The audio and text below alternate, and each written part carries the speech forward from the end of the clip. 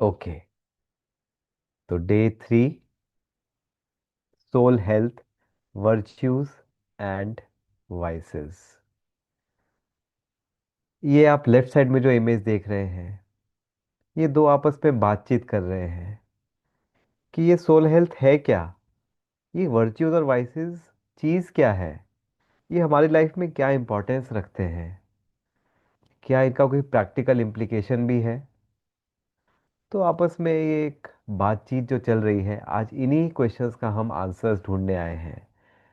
क्या हमारे कर्म हमारी डेस्टिनी बनाते हैं, डेस्टिनी पहले से लिखी हुई है? देखते हैं इन सभी सवालों के जवाब। डेविल और एंजल। जब हम एक पर्सन को देखते हैं तो उस पर्सन की केवल एक्सटर्नल अपीयरेंस नहीं होती, उसके साथ साथ उसके बिहेवियर, उसके थॉट पैटर्न्स भी होते हैं, जिसके बेसिस पर हम कह सकते हैं कि या तो वो डेविलिश है या एंजेलिक है। तो अगर कोई पर्सन बहुत एंग्री रहता है, जेलेसी करता है, ईगोइस्टिक है, ग्रीड करता है, तो हम कहेंगे ये तो बिल्कुल डेविलिश है। या फिर कोई पर्सन बहुत लवफुल है, हैप्पी रहता है, कोऑपरेट करता है, प्योर है माइंड से, पीसफुल रहता है, तो हम कहेंगे ये तो बिल्कुल एंजल है। तो एंजल और डेविल्स किसी दूसरी दुनिया में नहीं होते। बचपन में हम सब फेरी टेल्स पढ़ते थे, लेकिन वही पर्सन जिसका कैरेक्टर डेविलिश है वो डेविल, और वही पर्सन जिसका कैरेक्टर एंजेलिक है वो एंजल। तो ये इंपॉर्टेंट है समझना कि एंजल और डेविल कहीं दूसरी दुनिया में नहीं होते, वो इसी दुनिया में अपने कैरेक्टर से बनते हैं। और फिर हमने फर्स्ट सेशन में देखा भी था कि ये जो कैरेक्टर्स हैं ये हमारे ब्रेन में डी कोड होते हैं न्यूरोनल सर्किटरी में। तो जो न्यूरॉन्स के सर्किट्स आपस में कनेक्शंस हैं, उनके अंदर हमारे ये thought behaviour patterns D coded होते हैं, जिनको हम साइंस से देख भी सकते हैं। वर्च्यूज ऑफ द सोल, कल हमने देखा कि जो सोल है उसके बेसिक ये 7 वर्च्यूज हैं। Purity, not just purity of the body जिसको हम क्लेanलीनेस कहते हैं, but cleanliness of the mind, cleanliness of what we talk, loveful love, not just when we need to love people, but when others need our love. Happy, happy not only when things are okay outside, but happy when things are not okay outside. Peace, again, at all times, and feeling power, being knowledgeful. So, soul, God has given us this right to be knowledgeful every time. And bliss, the intense feeling of happiness. So, we as soul are meant to experience these qualities while we are in this world. And what are the vices? These are the 5 vices. So, what is a vice? Vice होता क्या है? Vice को हम आध्यात्मिक भाषा में कहते हैं विकार। विकार, विकार जैसे हमारी मेडिकल लैंग्वेज में बोलेंगे डिजीजेस, डिस ईज, जो हमें ईज से डिस में ले जाता है, मतलब जो हमारे कंफर्ट जोन से हमें बाहर निकालता है। और वो स्पिरिचुअलिटी में कहा गया lust, anger, greed, attachment and ego, काम, क्रोध, लोभ, मोह, अहंकार। तो भगवत गीता में ये साफ साफ लिखा है कि ये 5 विकार होते हैं। अब आज हमारा क्या रोल है, हम ये देखेंगे कि हम तो इन सब चीज़ों में शायद थोड़ा थोड़ा, या किसी में थोड़ा ज़्यादा परसेंटेज भी हो सकता है, तो ये सबके अंदर है। तो क्या ये नॉर्मल नहीं है? मतलब ये तो बहुत नॉर्मल सी चीज़ हम समझते हैं, तो इनको ऐसा क्यों कहा गया डिजीज़? डिजीज़ तो नॉर्मल नहीं होती है, तो इनको ऐसा क्यों कहा गया?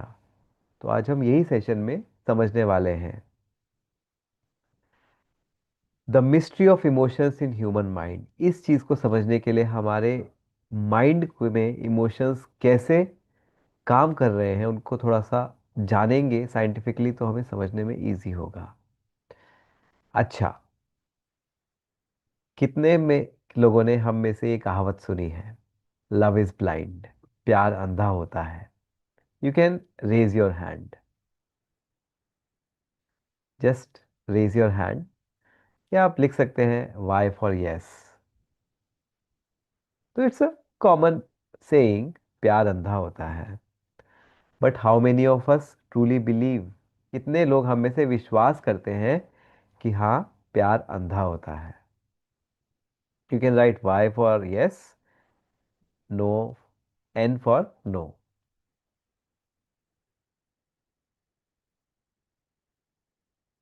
तो some people might think कि yes love is blind, but some people might think love is not blind।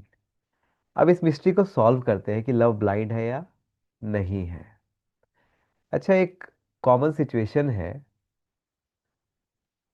My kid makes a mistake, और कोई बाहर का पर्सन आकर वो कंप्लेन करता है, तो मेरा रोल क्या हो जाता है उस समय में?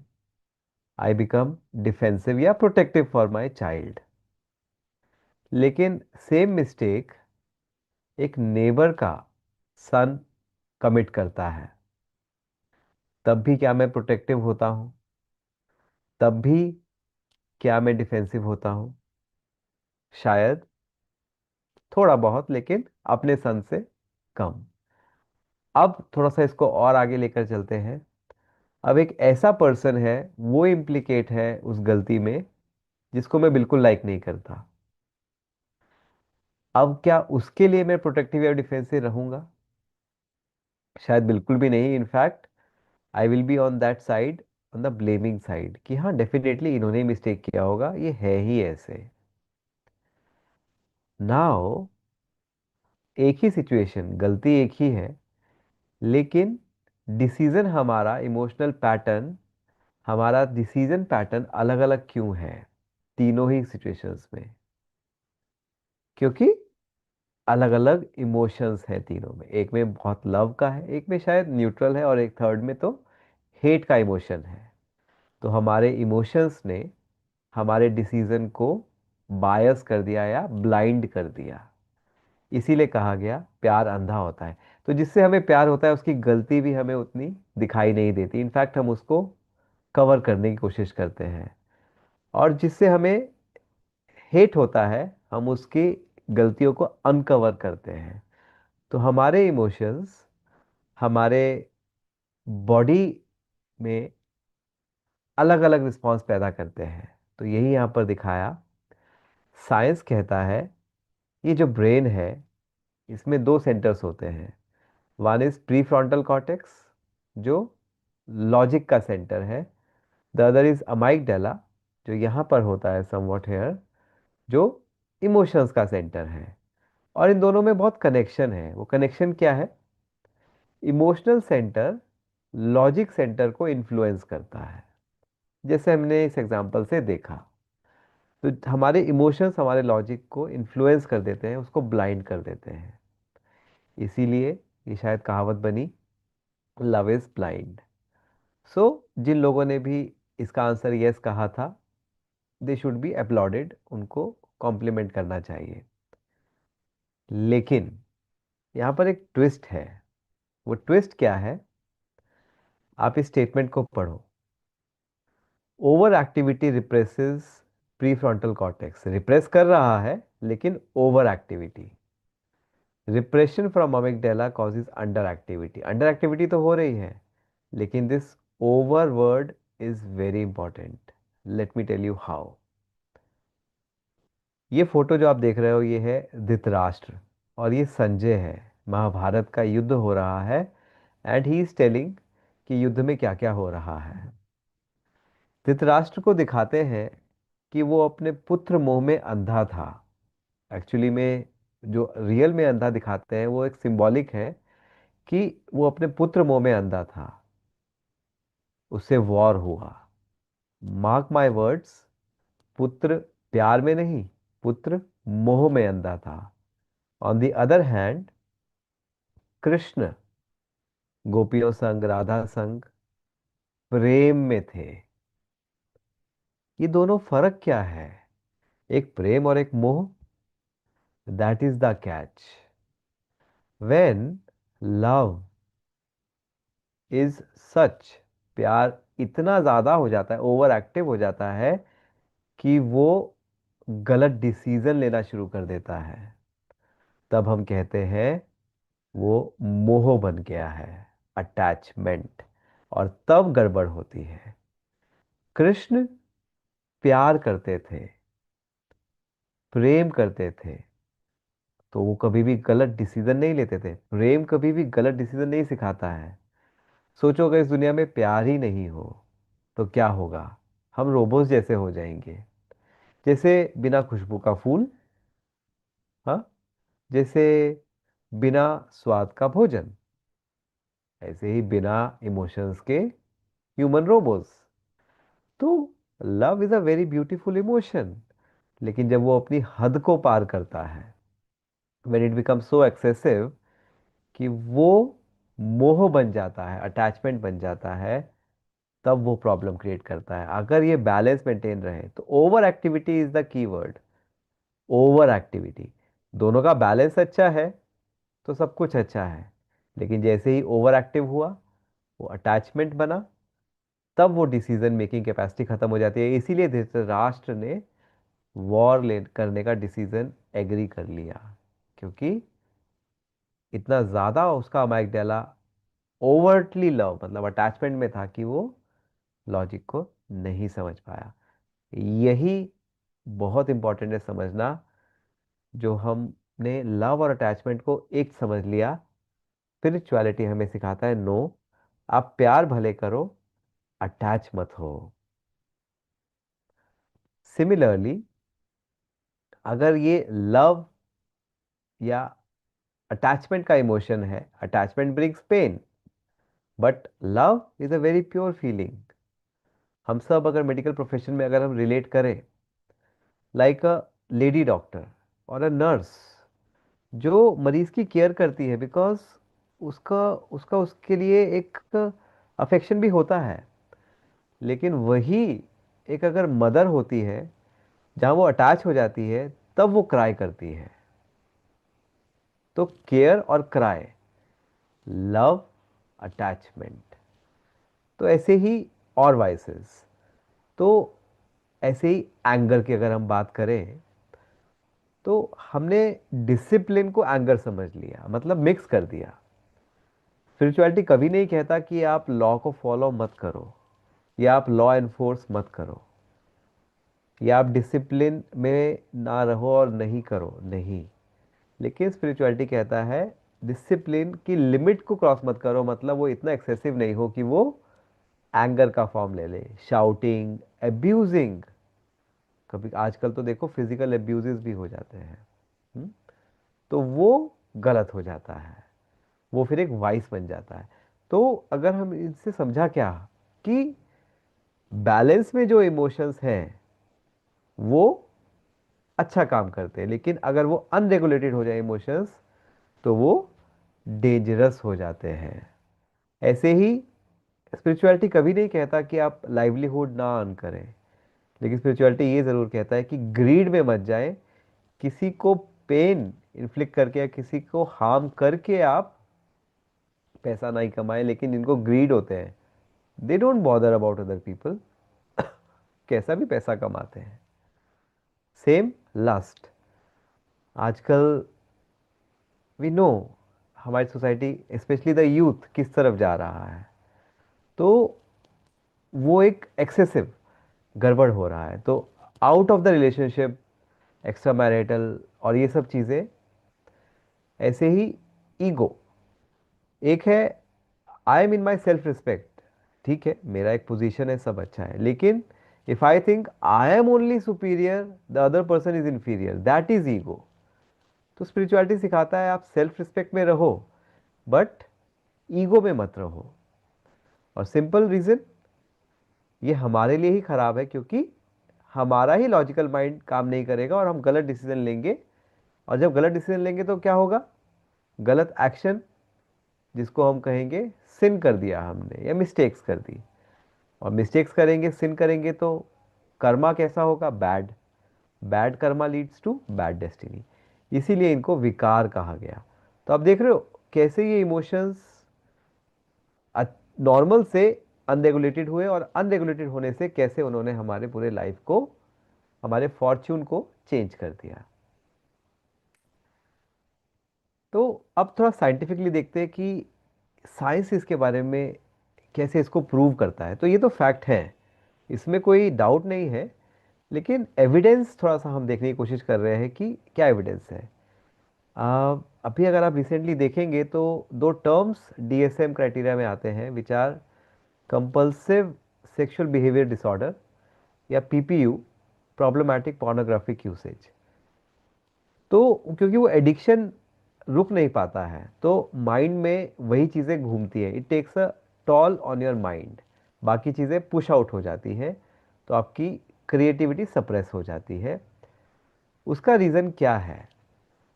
तो ये हम इस मैकेनिज्म से समझ सकते हैं। यहाँ पर ये कोकेन का एग्जांपल लिया हमने। तो जो कोकेन इलिसिट ड्रग है, हम सब जानते हैं वो कैसे एक्ट करता है।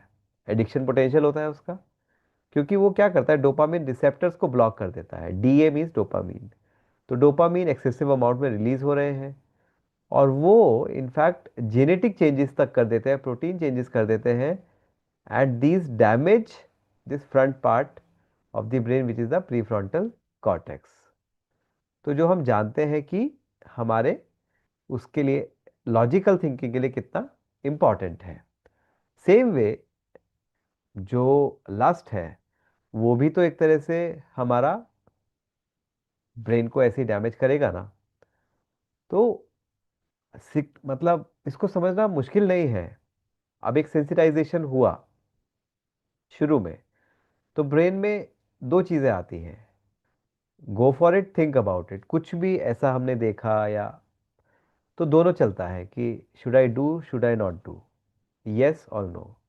लेकिन विद टाइम होता क्या है, क्योंकि डोपामिन रश है, डोपामिन प्लेजर हार्मोन, वो धीरे धीरे डैमेज कर रहा है। तो अब ये जो थिंक अबाउट इट वाला सर्किट है, ये वीक होता जाता है, गो फॉर इट स्ट्रांग हो रहा है। अब विद टाइम क्या होगा, इतना एडिक्टेड हो जाएगा कि थिंक अबाउट इट वाला सर्किट चला जाएगा एंड गो फॉर इट वाला ही रह जाएगा। तो अब ऐसी कंडीशन में वो कंट्रोल ही नहीं कर सकता अपने आप को, वो बस कंपल्जन हो जाएगा उसको। तो अब प्रॉब्लम है, क्योंकि प्रीफ्रंटल कॉर्टेक्स डैमेज है। इसीलिए आज के यूथ गलत चीज में पढ़कर they are not able to think rationally. बहुत सारी प्रॉब्लम्स हो रही है, मेमोरी इश्यूज हो रहे हैं, कॉन्सेंट्रेशन के इश्यूज है, अटेंशन के इश्यूज है, मल्टीपल इश्यूज आ रहे हैं। तो I think this report says all, sexually active teenagers are more likely to be depressed and to attempt suicide. ये ये it's not surprising at all, क्योंकि this is such a addiction. क्योंकि it's like हम उसको रोक नहीं सकते, वो बढ़ना ही है, और फिर प्रॉब्लम्स आती है। इसीलिए शायद इसको एक विकार माना गया। दूसरा, एंगर। हम जानते ही हैं, डिसिप्लिन और एंगर में अभी हमने फर्क देखा। अब एंगर से क्या प्रॉब्लम्स हैं? एक तो हम जानते हैं जब कोई एंग्री होता है तो सिंपैथेटिक ड्राइव बढ़ता है, हार्ट रेट, बीपी बढ़ता है, तो उससे हार्ट अटैक और ब्रेन स्ट्रोक के चांसेस बढ़ते हैं। राइट? तो विकार मतलब जो नुकसान कर रहा है हमें। राइट? Second, mental problems. तो जैसे हमने देखा कि कैसे वो ब्रेन को इफेक्ट कर रहा है, इमोशंस, तो मेमोरी, जजमेंट। एक एंग्री पर्सन का आपने देखा होगा, उसको अपने पे कंट्रोल ही नहीं होता, वो क्या बोल रहा है उसको ये भी नहीं पता रहता, इनसाइट खत्म हो जाती है। तो लॉजिक और इमोशन अपने बैलेंस में नहीं रहते। और ये गीता में भी लिखा, क्रोधा भवति सम्मोहा, सम्मोह स्मृति विभ्रम, स्मृति भ्रम पश्चात बुद्धि नाश, बुद्धि नाशात प्राण शयति। मतलब इसका सिंपल मतलब है कि एंगर से एक हिप्नोटिज्म, सम्मोहित, एक हिप्नोटिज्म जैसा स्टेट क्रिएट हो जाता है, तो वो जज ही नहीं कर पाता कि राइट क्या है, रॉन्ग क्या है। उससे बिविल्डरमेंट ऑफ मेमोरी, जो उसके अंदर मेमोरी मतलब जो उसके संस्कार हैं, वो बस खत्म हो जाते हैं, इंटेलिजेंस खत्म हो जाती है, बुद्धि नाश। और प्राण शयति मतलब अब जिसका इंटेलिजेंट माइंड नहीं है वो कुछ भी करेगा आउट ऑफ कंट्रोल आकर। तो फिर क्या होता है, फिर ये होता है। अब यहाँ पर हुआ क्या था सीन में, कि थोड़ा सा एक टक्कर हो गया। तो उसने डिसिप्लिन करने के लिए एक दूसरे को बोला, लेकिन वहां तक तो ठीक था कि भाई ठीक है आप थोड़ा सा आराम से चलाइए वहां तक। लेकिन हम उसको ओवर लिमिट क्रॉस कर देते हैं, फिर देखो ये होता है। फिर फिर गाड़ी वाल मतलब कुछ भी, स्पॉइल्ड रिलेशनशिप, स्किन किलिंग तक हो जाती है, अपने ही लोगों को मार देते हैं। और कई बार इम्पल्स में आके कुछ ऐसे डिसीजन, चाहे वो फाइनेंशियल भी क्यों ना हो, वो गुस्से में आकर बस मुझे ये करना है, तो कितना प्रॉब्लम कर रहा है। तो हमें समझना है कि ये कैसे विकार है, तभी तो छोड़ पाएंगे। साइड इफेक्ट्स जब हम पेशेंट्स को बताते हैं तभी वो होता है ना। जैसे हम अपने पेशेंट्स को जिनको पैरालाइज होता है, जब हम उनको कहते हैं कि देखो स्मोकिंग अल्कोहल अब नहीं करना, नहीं तो दोबारा हो जाएगा। और नेक्स्ट 3 मंथ्स के बाद जब वो आते हैं मुझसे पूछते हैं कि अभी स्मोकिंग अल्कोहल तो नहीं लेते हो, तो क्या कहते हैं कि सर जिस दिन से आपने बताया ना, उस दिन से छोड़ दिया। आपने इतने सालों की आदत एक दिन में छोड़ दी। हाँ बस हम तब से डर गए। तो डरना भी जरूरी है, लेकिन किससे डरना है वो जानना है।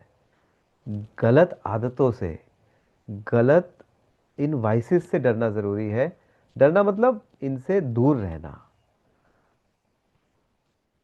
चौथा तो, अभी अब तक हमने देखा लस्ट देखा, एंगर देखा, ये है ग्रीड, हम समझते हैं। चौथा अटैचमेंट। अब अटैचमेंट होता है तो हम सैड होते हैं। अब देखो सैड जब हम होते हैं, हम अभी तो छोटी छोटी बातों पे सैड हो जाते हैं, पूरे दिन में कितनी बारी सैड हो जाते हैं। किसी ने कुछ कह दिया, या कुछ काम नहीं हुआ, या कोई केस सॉल्व नहीं हुआ, तो सैड हो जाते हैं। लेकिन होता क्या है ये देखो।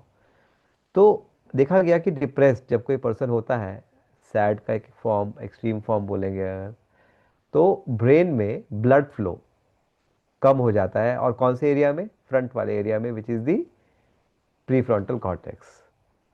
तो जब सैड होते हैं तो हमारा फिर थिंकिंग अच्छे से काम नहीं कर पाती। इसीलिए जो डिप्रेस्ड पेशेंट्स होते हैं ना, उनको साइकोथेरेपी भी देना बड़ा मुश्किल हो जाता है, समझाना भी बड़ा मुश्किल हो जाता है। वो कहते हैं हमें कुछ समझ ही नहीं आ रहा, एंड दे आर राइट। उनको समझ में नहीं आता है क्योंकि उनका प्री फ्रंटल कॉर्टेक्स काम नहीं कर रहा है। तो इसीलिए स्पिरिचुअलिटी हमें सिखाता है कि ठीक है, स्टेबल रहो, डोंट गेट सैड। एक प्रॉब्लम ऑलरेडी बाहर है, आप सैड होकर और उस प्रॉब्लम को सॉल्व करने की अपनी कैपेसिटी को कम कर रहे हो। तो ये भी समझ में आया कि क्राई भी नहीं करना है, क्राई भी नहीं करना है। ठीक है, जो होना था वो हो रहा है, मतलब हर चीज़ पे मेरा कंट्रोल नहीं है। I cannot rectify everything. तो परेशान होकर मैं सिर्फ उस प्रॉब्लम को ऐड ऑन कर रहा हूँ, कम नहीं कर रहा हूँ। तो इसलिए सैड होने की भी कोई आवश्यकता नहीं है, मतलब रैशनल नहीं है।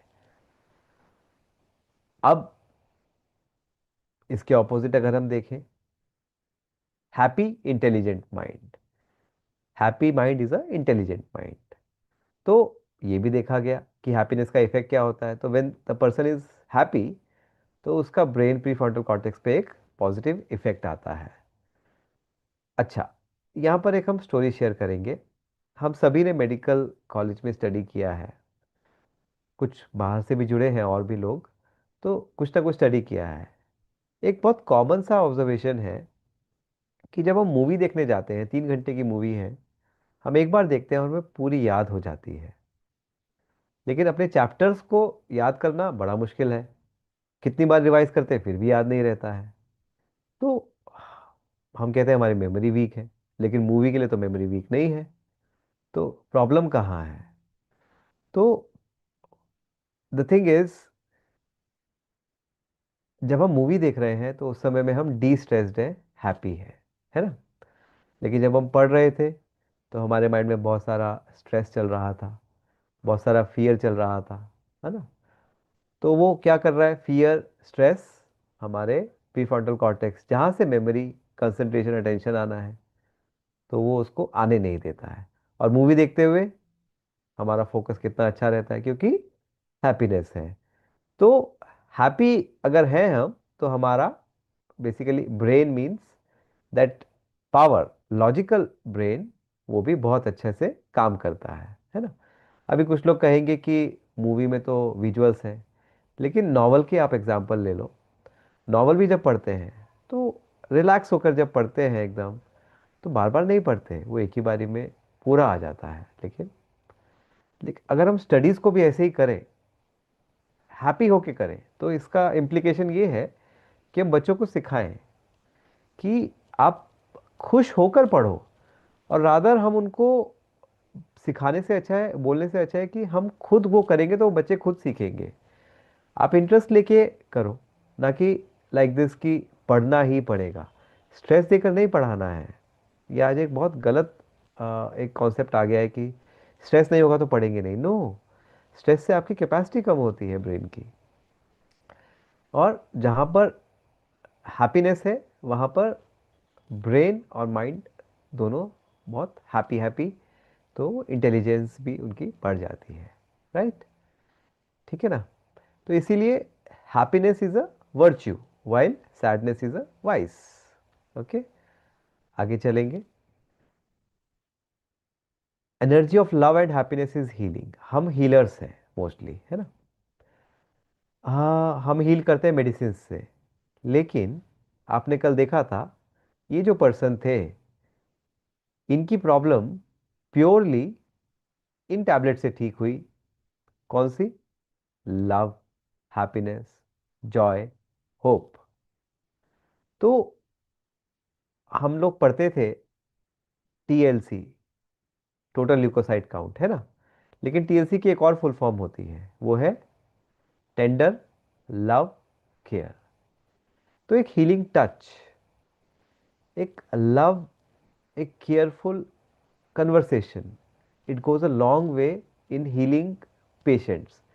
और पेशेंट्स तो छोड़ो, पहले अपने साथ, हम अपने साथ कैसी बातें करते हैं, क्या लवफुल, क्या उसमें हैप्पीनेस होती है? हम तो अपने लिए ही इतने सेल्फ क्रिटिकल हो जाते हैं, तो वो हीलिंग नहीं है हमारे लिए।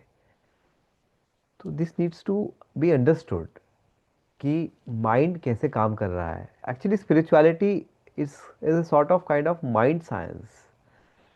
तो जिसने इसको समझ लिया, उसके लिए बहुत इजी है स्पिरिचुअलिटी को आगे एम्ब्रेस करना। तो अल्टीमेटली अभी तक हमने क्या देखा? ये प्रिंसिपल्स हैं, जैसे हम पढ़ते हैं ना, principles of this branch, principles of medicine, principles of surgery. ऐसे ही सोल के कुछ प्रिंसिपल्स हैं, वो क्या है?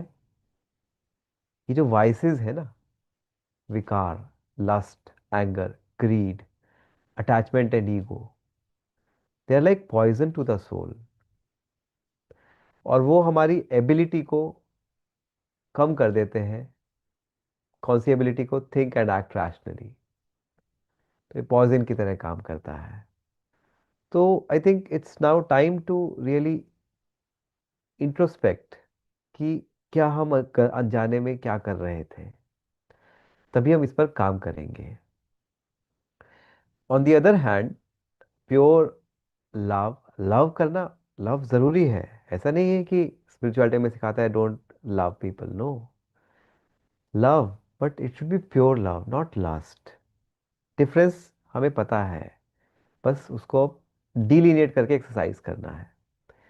Peace, happiness, discipline is okay but anger is not, earning is okay but greed is not, self respect is okay but ego is not. तो ये हमें समझना है। आई थिंक हम ये चीज समझते हैं। So now we go to the second part which is the karmic theory. Newton's third law हम सब जानते हैं, to an every action there is an equal and opposite reaction. तो वो हर जगह एप्लीकेबल है, to the matter, to the spiritual thing. अब इसको यूज कैसे करना है, हमने मैटर में तो पढ़ा, लेकिन इसमें तो what I receive is something what I have sent before. तो जैसे वो बॉल्स टच कर रहे थे, अभी दूसरा बॉल ने वापस टच किया। मैंने एक बॉल को वॉल पर फेंका, वो बॉल वापस मेरे पास ही आया, राइट। अब ये बहुत इंपॉर्टेंट है, व्हाट डिसाइड्स आवर फेट, हमारा फेट बन कैसे रहा है। इसका मतलब जो मैं दे रहा हूं वही मेरे पास वापस आ रहा है। तो हमने लेकिन मिसअंडरस्टैंडिंग क्या किया, हमने कहा God is making our fate. No, vastu, हम वास्तु के पास गए, वास्तु की वजह से मेरा नुकसान हो रहा है, मेरा घर का वास्तु ठीक नहीं है। नो, एस्ट्रोलॉजी, मेरे सितारे ठीक नहीं है, मेरा राहु केतु शनि वो अच्छा नहीं है। नो, रिचुअल्स, अरे मैंने वो नहीं किया ना, बिल्ली ने रास्ता काट लिया, या ऐसा हो गया इसकी वजह से। नो, किसी ने मुझ पर काला जादू कर दिया। No, none of these factors are responsible for our situation. No, हमने जो दिया था वही वापस आ रहा है। तो कभी ना कभी हमने कभी ना कभी वो दिया था, और इससे पहले हमने जाना था कि soul it changes body costume. तो हम ये नहीं कह सकते, अभी मानो मैंने किसी से 10 लाख रुपीज का लोन लिया, और after maybe 10 years he comes back to take his money, और मैं बोलता हूँ कि नहीं मुझे तो याद नहीं है, तो it does not absolve me of that loan, वो मुझे देना ही पड़ेगा। मैं आराम से नहीं दूंगा, वो मुझे जबरदस्ती लेकर जाएगा। ऐसे ही सोल का कार्मिक डेब्ट होता है और कार्मिक क्रेडिट होता है। क्रेडिट मतलब जो उसने अच्छा काम किया है, और डेब्ट जो गलत काम किया है। तो इसलिए हम सोचते हैं ना, गलत किया किसने देखा नहीं मैं बच गया, ऐसा होता नहीं है, क्योंकि वो आपके कार्मिक डेब्ट में चला गया। और अच्छाई को कौन पूछता है, अच्छा करो, उसने तो मुझे अप्रिशिएट भी नहीं किया, जरूरत नहीं है। बल्कि अप्रिसिएशन नहीं ले तो अच्छा है। क्यों?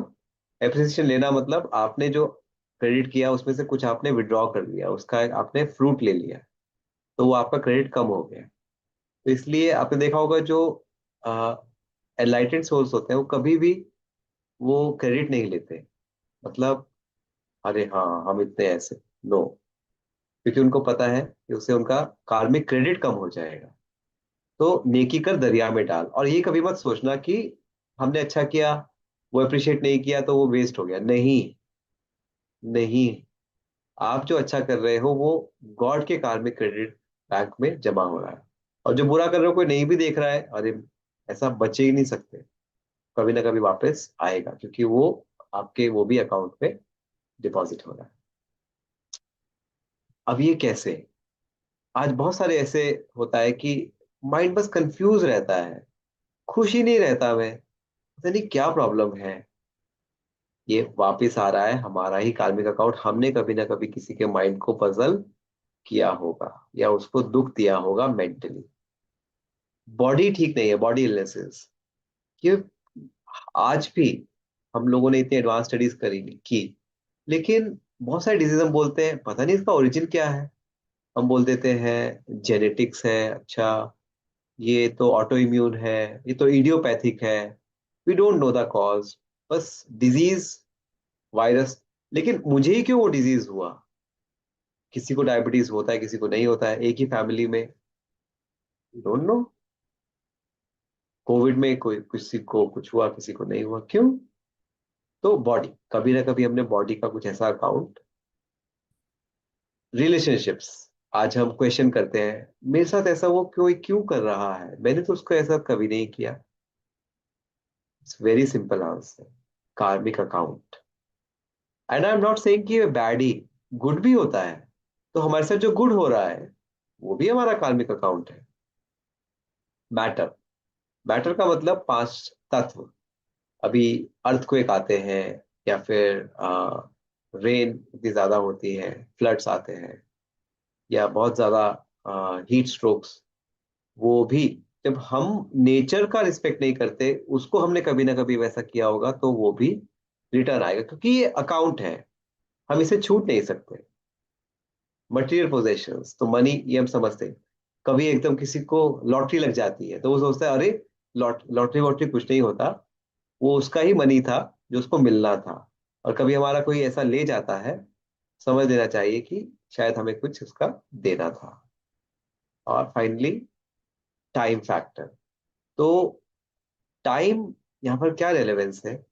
टाइम जो लोग वेस्ट करते हैं, टाइम उनको रिस्पेक्ट नहीं करता, मतलब वो लाइफ में सक्सेसफुल नहीं हो पाते। और जो टाइम का यूटिलाइज करते हैं, तो टाइम इस बार टाइम के साथ भी हमारा कार्मिक अकाउंट है। इसीलिए कहते हैं डोंट वेस्ट टाइम। तो हर सेकंड हमें कितना कॉशियस रहने की जरूरत है कि हम क्या कार्मिक अकाउंट बना रहे हैं। वो बन रहा है, ऑटोमेटिकली बन रहा है। It's very complex, it's very complex. अभी हम देख रहे हैं कलेक्टिव कर्मा सेटल हो रहे हैं, क्योंकि ये हमने फर्स्ट एपिसोड में देखा था ना, सेशन में, कि अभी ये ट्रांसफॉर्मेशन का एज है, from iron age to golden age, Kalyug to Satyug. तो अभी वो कार्मिक अकाउंट सेटल होने हैं। तो कैसे सेटल हो रहे हैं? कलेक्टिव कार्मिक अकाउंट, एयरप्लेन क्रैश। अभी हम सब जानते हैं, एक सर्वाइवर, लोन सर्वाइवर कैसे, बाकी सब हाउ कम। कुछ लोग सरवाइव कर जाते हैं, बॉम्ब ब्लास्ट कहीं पर कुछ, वही क्यों सरवाइव किया, लैंडस्लाइड, कुछ सरवाइव कर जाते हैं मिराकुलसली, हम कहते हैं। क्यों?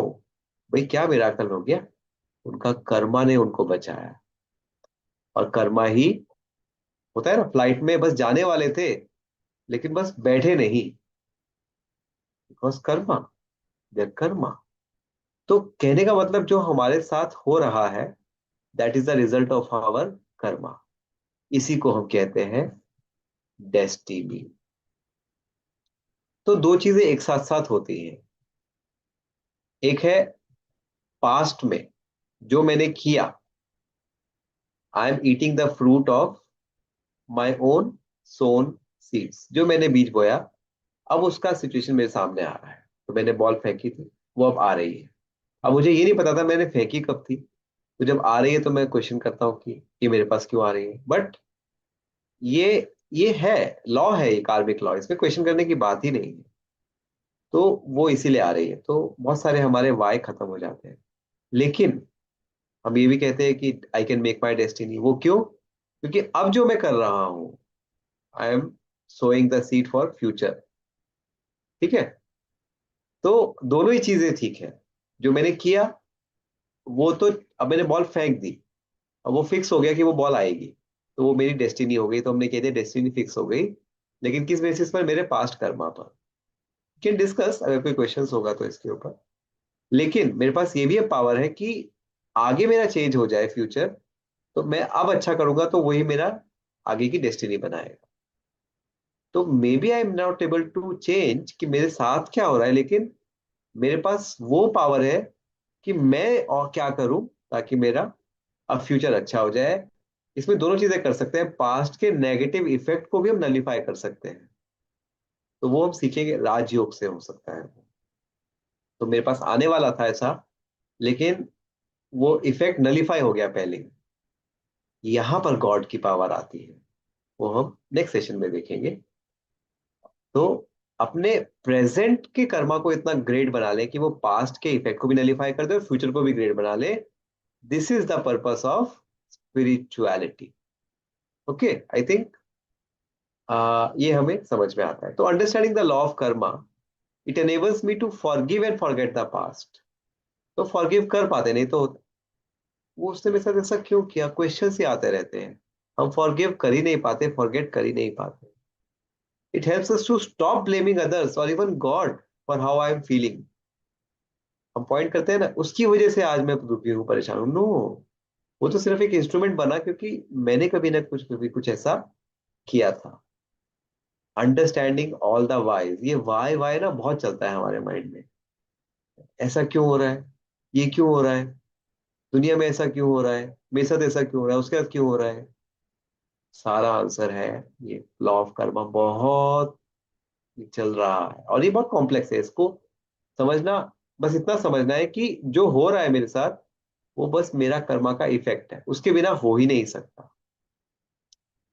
तो हील्स माय हार्ट। अब वो जो वूंड हमारे हार्ट्स में बैठे हुए थे ना, वो हील हो जाते हैं। ठीक है, अब किया होगा तो अब लोन लिया था तो कभी देना भी पड़ेगा, तो क्या देंगे। और राजयोगा से हम उस लोन को कम भी करवा सकते हैं, सिफारिश लगाकर गॉड से, तो सीखेंगे। And it gives me power to create my own destiny. अब जो एक न्यू मैं अपना चाहता हूं, क्योंकि मुझे पता चल गया कि मुझे क्या करना है, तो अब एक सिंपल क्वेश्चन है, कोई मेरे साथ गलत कर रहा है, तो क्या मुझे उसके साथ गलत करना चाहिए? In return an eye for an eye होनी चाहिए या नहीं?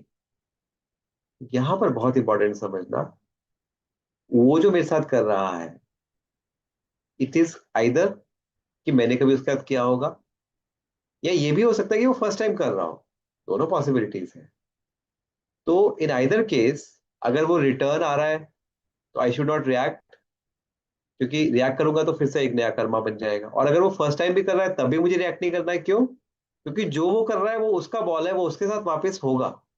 लेकिन अगर मैंने उसके साथ कर दिया, तो फिर मेरे साथ वो होगा जो मैंने किया है, नॉट वो होगा जो वो मेरे साथ कर रहा है। कर्मा ये नहीं देखता कि उसने किया था इसलिए आपने उसके साथ वैसा किया, नहीं। कर्मा देखता है कि जो आप कर रहे हो वो उसका रिजल्ट देखता है। तो आपने देखा था ना, बॉल, कर्मा और आप हो, वहां पर कोई सेकंड पर्सन नहीं था। जो आपने फेंका वही वापस आया, बस। तो इसीलिए स्पिरिचुअलिटी सिखाता है कि आप फॉरगिव करो। मतलब आप गलत मत करो। फॉरगिवनेस का क्या मतलब है? उसने गलत किया बट मैं गलत नहीं करूंगा। हिम्मत चाहिए। आई am not saying it's easy, लेकिन इट इज एक्चुअली मेरे लिए अच्छा है। और प्रैक्टिस के साथ हो जाता है ये, कि फिर हम सीखेंगे कैसे इसको करना है प्रैक्टिस, कैसे हम इस चीज को इंकलकेट कर सकते हैं अपनी लाइफ में, कि मेरे साथ गलत हो रहा है फिर भी मैं गलत, वो गलत हो नहीं रहा एक्चुअली। एक तो वो कर्मा है, दूसरा मुझे अच्छा ही करना है, क्योंकि वो मेरा कर्मा बनाएगा जो मैं करूंगा, है ना। तो आज के लिए इतना ही रखते हैं, बहुत कुछ सीखा हमने आज। सबसे पहले तो गुड और बैड वर्च्यूज का लिमिट कहाँ है, तो वही चीजें ओवर होने से बैड बन गई। तो इसीलिए love is not bad, spirituality teaches love. लेकिन अगर वो लव अटैचमेंट बन जाए तो प्रॉब्लम, वहां पे हर्ट होता है, वहां पर पोजेसिवनेस आ जाती है। ऐसे ही discipline is not bad, but अगर वो एंगर में बदल जाए तो बैड है। लव और लस्ट, फिर earning and greed, and then self respect and ego. तो फिर लाइन समझनी है, एंड जो एलओसी लाइन ऑफ कंट्रोल के अंदर रहता है वो सेफ रहता है। एंड सेकेंडली हमने देखा कार्मिक अकाउंट्स कैसे बनते हैं। तो ये जो इतने सारे वाई वाई चलते हैं ना हमारी लाइफ में, अब इनका आंसर मिल जाएगा हमें। कि अभी आप देखो, यहाँ तक कि हम इस इंस्टीट्यूशन में है, इस फैमिली में है, इस सेशन में भी है, ये भी कोई ना कोई कार्मिक अकाउंट का हमारा रिजल्ट है। आप देखो, इस सेशन के लिए 170 लोगों ने रजिस्टर किया है, और वो डॉक्टर्स हैं। ठीक है, आई आई रियली एडमायर, क्योंकि वी अंडरस्टैंड कि प्रोफेशनल्स कितने बिजी होते हैं, बट कितने अटेंड कर पा रहे हैं। चाहे वो आउट ऑफ इंटरेस्ट है, चाहे वो उनकी कुछ और कमिटमेंट्स है, ये सब डेस्टिनी है, सब डेस्टिनी है। हम लोग जो आपको डिलीवर कर रहे हैं, अभी हम कर्मा कर रहे हैं, ये हम कर रहे हैं। आप जो अटेंड कर रहे हो that is not your Karma, that is your Fortune, क्यों आपने कुछ अच्छा किया होगा। लेकिन हम अब जो आपको डिलीवर कर रहे हैं वो हमारा कर्मा है। अब ये हमें एक गुड फॉर्च्यून बनाकर देगा। तो इसको समझना है कि आ क्या रहा है मेरे पास और मैं दे क्या रहा। और जब हम ये चीज समझते हैं तो कार्मिक थ्योरी बहुत इजी हो जाता है समझने के लिए। तो आई थिंक इस ब्यूटीफुल कोट के साथ आज हम एंड करना चाहेंगे। When money is lost, nothing is lost. When health is lost, something is lost. But when character is lost, everything is lost. हालांकि आज इसको लोग रिवर्स कर देते हैं और इसीलिए उनकी लाइफ भी रिवर्स गियर में चली जाती है। तो कैरेक्टर को तो भूल ही जाते हैं और हेल्थ के ऊपर मनी को रख देते हैं। तो फिर लाइफ भी रिवर्स गियर ले लेती है और फिर लाइफ में सॉरो और प्रॉब्लम्स आनी ही आनी है। लेकिन अगर हम इस प्रिंसिपल को फॉलो करेंगे, प्रायोरिटाइज प्रायोरिटाइज करेंगे, तो money no doubt is important, लेकिन not at the cost of health, and definitely not at the cost of losing character. ओम शांति। Thank you. ओम शांति। Thank you so much Swapan sir, for such a wonderful explanation. क्योंकि इसके पहले हम सिर्फ सोचते थे, लेकिन आज उसके बारे में हमने साइंटिफिकली जाना कि कैसे हमारे इमोशंस जो है वो हमारे वॉइसेस को गवर्न करते हैं। और जहाँ पे हमें रिस्पॉन्स करना होता है, but just because of emotions we react to the situations, और वही फिर हमारे कर्मा को खराब कर देते हैं। और सबसे इम्पोर्टेंट कि happy mind is intelligent mind. जितना आप हैप्पी रहोगे उतना आपका इंटेलिजेंस बढ़ेगा, है ना। इसलिए जो भी करना है खुशी से करना है, ये बहुत बहुत इम्पोर्टेंट है। और हमने कर्मा फिलोसफी पे जाना कि कैसे हमारा every action is designing our destiny, right. So no one else is responsible what is happening in your life, but you and your self only is responsible for what is the good and what is the bad is happening in your life. So it is, you have to take responsibility of your action, right? So बहुत ही सुंदर आपने आज के बारे में clear किया कि it is also a science, है ना। जैसे हम साइंटिफिक लॉस पढ़ते हैं तो karma is also a law. तो every action has equal and opposite reaction, तो इसको भी हमने समझा। तो थैंक यू सो मच। और कल हम सभी फिर से 8 बजे जुड़ेंगे।